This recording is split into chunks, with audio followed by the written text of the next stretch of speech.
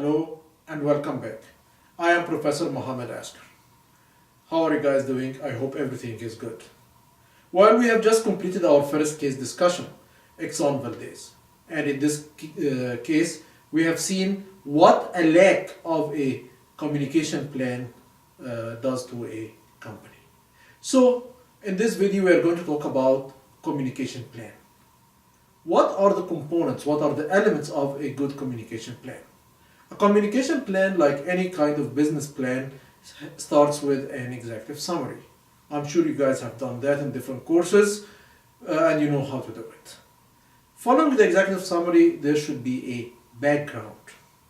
Provide a little bit of a background information about the company, about the events, and about the motivation to develop this kind of a communication plan.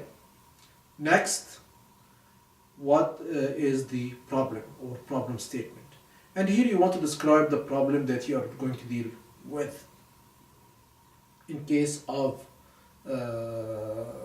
Exxon Valdez as an example, the aftermath of an oil spill, how to react after an oil spill of that magnitude.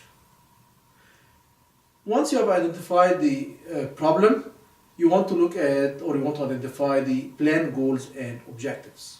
What are you trying to achieve from this communication campaign? What are your goals and what are your objectives? The next item will be what is your key message, or what are your key messages?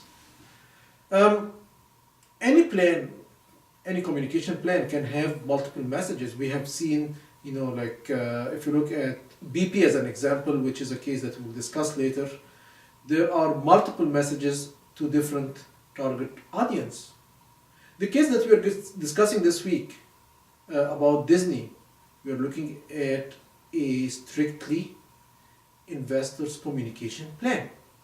So what are the key messages that you are trying to present to your target audience?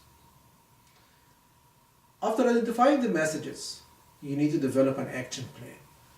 Now we know what we want to deliver. How are we going to deliver it? What is our action plan? And what are the dates? What are the resources? Again, looking at the British Petroleum oil spill that we had in the Gulf of Mexico, there are still ads that are being aired on TV talking about the Gulf and the recovery plan. This was part of the communication plan that BP had to develop in order to deal with this oil spill. So this is your action plan of what are the different campaign elements that you're going to produce. How are you going to deliver your different messages over a period of time, and who is going to be in charge of it. Next is to identify your communication tools or protocols. By tools, I mean the medium. Which tools are you going to use? Are you going to use newspaper,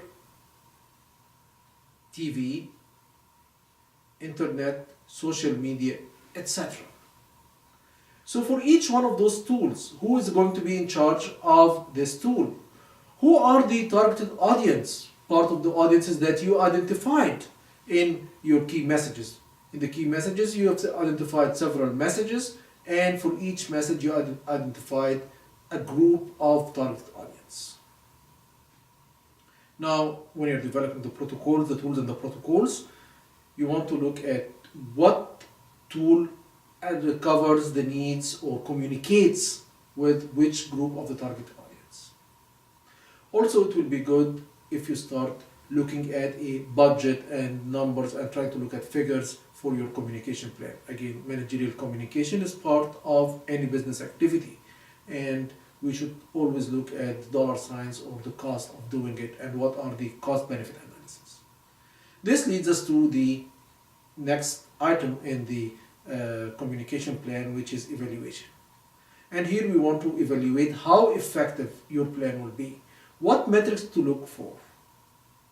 Of course, cost is a major issue, but what about communication effectiveness? Did you get the message to the target audience? Was it clear? Was it understood?